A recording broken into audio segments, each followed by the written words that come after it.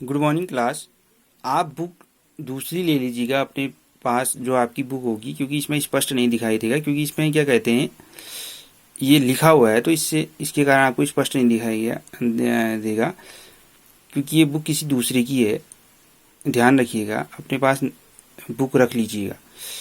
तो देखिए, मैं और जग और कहाँ का नाता, मैं बना बना कितने जग रोज मिटाता, जग जिस पृथ्वी पर जोड़ा करता वैभव, मैं प्रति पग उस पृथ्वी को ठुकराता। अब यहाँ पे कवि कहना चाहते हैं, हरिवंश राय बच्चन जी, कि मेरा इस संसार से कोई संबंध नहीं है, क्योंकि मैं इस संसार के सिद्धांतों के क्या करता हूँ, विपरीत आचरण करता हूँ। मैं बना बना कितने जग रोज मिटाता, क्योंकि इस संसार के प्रत्येक व्यक्ति भोग विलास या नए नए साधनों की कल्पना करते हैं। उन कल्पनाओं को साकार करने के लिए वो लोग क्या होते हैं, प्रयत्नशील रहते हैं। जिस प्रकार से वह भोग विलासों में डूबे रहते हैं, जबकि मुझे इस संसार के भोग विलासों के प्रति बिल्कुल भी क्या नहीं है, मोह नहीं है। जग जिस पृथ्वी पर जोड़ा करता वैभव, मैं प्रतिपग से उस पृथ्वी को ठुकराता। अब यहाँ पे कवि कहते हैं, हरिवंश राय बच्चन जी, मुझे इस पृथ्वी अथवा संसार से कोई मोह या आकर्षण नहीं है, क्योंकि मैं कल के किसके लिए मैं वैभव या संपत्ति संग्रह करूं या जमा करूं।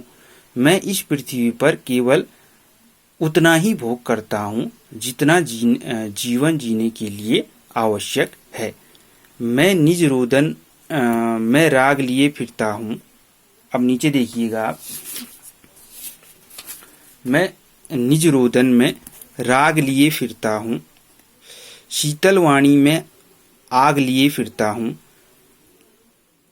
हाँ, जिस पर भूपों के प्रसाद निछावर, मैं वह खंडहर का भाग लिए फिरता हूँ। सुंदर रचना है कवि के द्वारा। कवि बच्चन जी कहते हैं कि मैं अपने प्रियतम या परमात्मा के विरह में यदि रोता भी हूँ तो उसमें मैं गीत या आनंद सा अनुभव करता हूँ।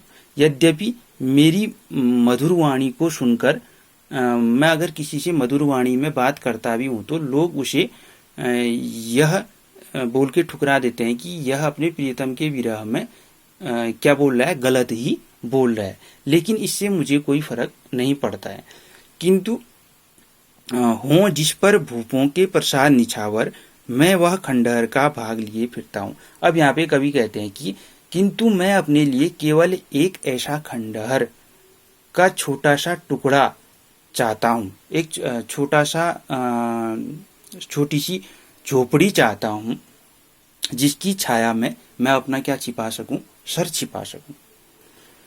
मैं वह खंडहर का वह छोटा सा टुकड़ा पाकर संतोष का अनुभव करता हूँ। मुझे उस महल के बदले अगर छोटा सा खंडहर भी मुझे प्राप्त हो जाए तो मैं उसमें संतोष करूंगा, क्योंकि उस खंडहर में राजाओं के बड़े बड़े महल न्यौछावर किए जा सकते हैं।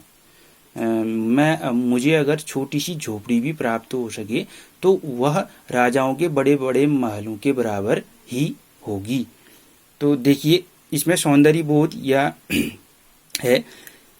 मैं और जग में कवि के द्वारा यमक अलंकार का प्रयोग किया गया है। बना बना में आपको पता होगा पुनरुक्ति प्रकाश अलंकार, मतलब पुनरावृत्ति हुई है ना, बना बना पुनरुक्ति प्रकाश का अलंकार का प्रयोग किया गया है। और अनुप्रास अलंकार का भी कवि के द्वारा प्रयोग हुआ है।